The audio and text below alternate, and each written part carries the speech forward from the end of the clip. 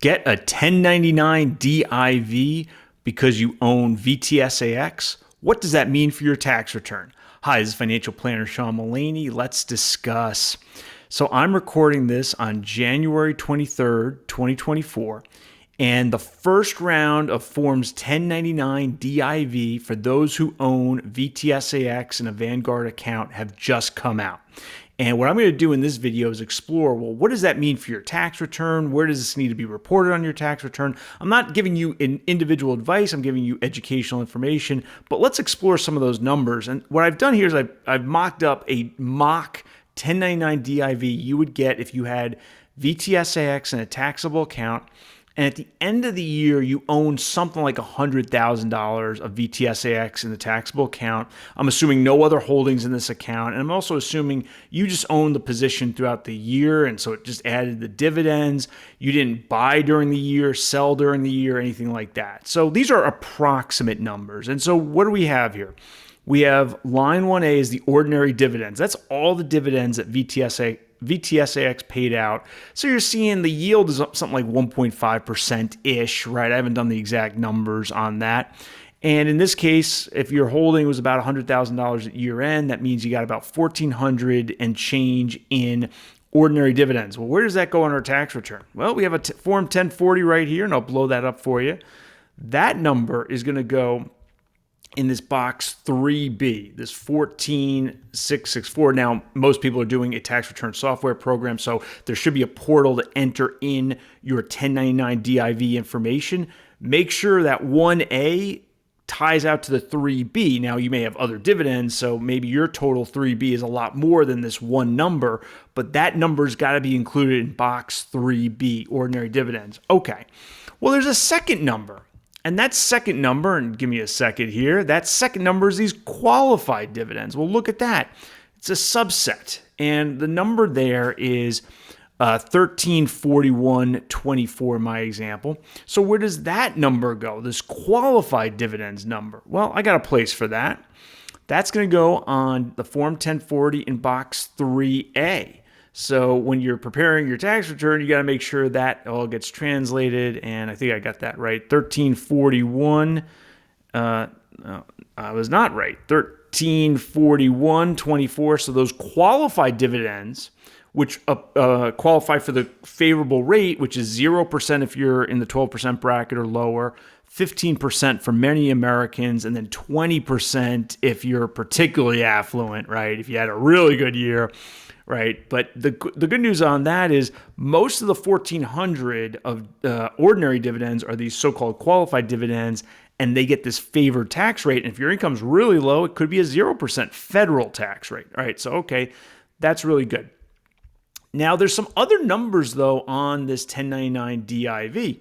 Well, there's actually only one number because it's VTSAX, and that number is these 199A dividends. Well, what the heck is a 199A dividend? Nobody taught me in school what a 199A dividend. Well, don't worry. I've done a video on 199A dividends I'll link to. What this is there's a piece of VTSAX that's invested in something called real estate investment trusts, commonly referred to as REITs. And those things don't pay qualified dividends, but they pay 199A dividends, which is actually a really good outcome. Not as good as qualified dividends, but what that means is you're going to be able to deduct 20% of that $75. And how do we do that? Well, you got to make sure your tax return has one of two forms, either an 8995 or an 8995A. For most Americans, my understanding is that's going to be a 8995, but you do you, right? Either form technically works as far as I know, so it shouldn't be that much of a problem. It depends on your situation, though. One of these forms, 8995A or 8995, needs to be on your tax return. Here's the 8995, right? So you got line 6 is those qualified dividends.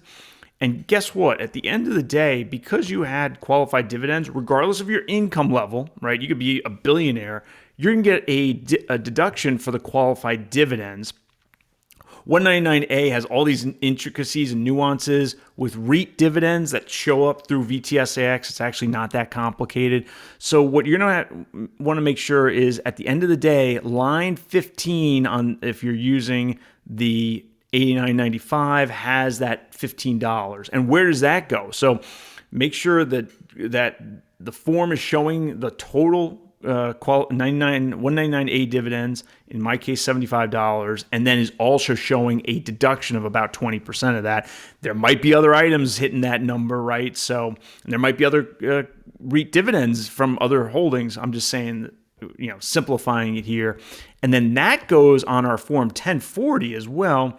And you'll see where that comes in. Qualified business income deduction, $89.95 or $89.95A, like I said, that's the $15. And again, maybe you have other items there too, but that's got to go on line 13. Okay, great. Now there is one other form that could be that you may have to report these dividends on, and the software hopefully will do that for you. That's the 8960. Now that's only going to apply at certain income levels. Generally speaking, Magi of 200,000 if we're single, 250 if we're married, filing joint. The ordinary dividends from our from this holding, in this case the 1400 and change, that's going to go on line 2. And if your income is high enough, it's going to generate this 3.8% surtax on that, right? So let's step back here for a sec. So when we think about these 199A dividends, I think sometimes people get a little confused. And I put some bullet points on that. There's no income limit on the ability to deduct that, right? You get the qualified business income deduction on that $89.95, regardless of your income level. So that's fantastic. In this, it's 20% of that 75 figure. There's no need to be in a trade or business to get it for the VTSAX 199A dividends. So, I'm not self-employed. Do I get this? Don't worry about it. Not relevant as applied to VTSAX REIT dividends, the 199A dividends. They have two different names, same thing. And then you get this deduction regardless of whether you're taking the standard deduction like most Americans, or maybe this year you're itemizing. That has nothing to do with this. You still get that deduction. That's really cool. So just wanted to bring those points up. And then, some of you might be watching this in late January and say, hey, Sean, I own VTSAX in a taxable account. I didn't get a 1099 DIV yet. What's going on? Doesn't my institution love me? Well, a couple of things could be going on. At Vanguard, they have 3 different groups based on your different holdings. So you might have some holdings that aren't ready to have their 1099 DIV go out. So maybe you're in what Vanguard calls Group 2, and then you'll get it in mid-February. Or you might be in Group 3 at Vanguard, which means you're going to get it no later than March 11th, according to Vanguard's website, right? I don't do tax information reporting for Vanguard or anybody else, so I have no idea, but that's what Vanguard's saying on their website. The other thing is you might just own it on a different brokerage platform. You should be getting this in time to do your 2023 tax return in early 2024. But that's why you might be watching this on February 1st and saying, I don't have any 1099 DIV and I own VTSAX in a taxable account. What's going on? Well, it's either your other holdings or you just might be on another brokerage platform and maybe they're not yet ready to report. I don't know how the other platforms are doing. And then lastly, this is a video about the tax characteristics of VTSAX, but it is not information in terms of a investment recommendation. I'm not here to give an investment recommendation to you or anyone else in this video. We're just talking academically about the tax characterizations of VTSAX dividends. Hope you enjoyed this video. If you did, please mash that like button and subscribe to my channel. I'll see you next time.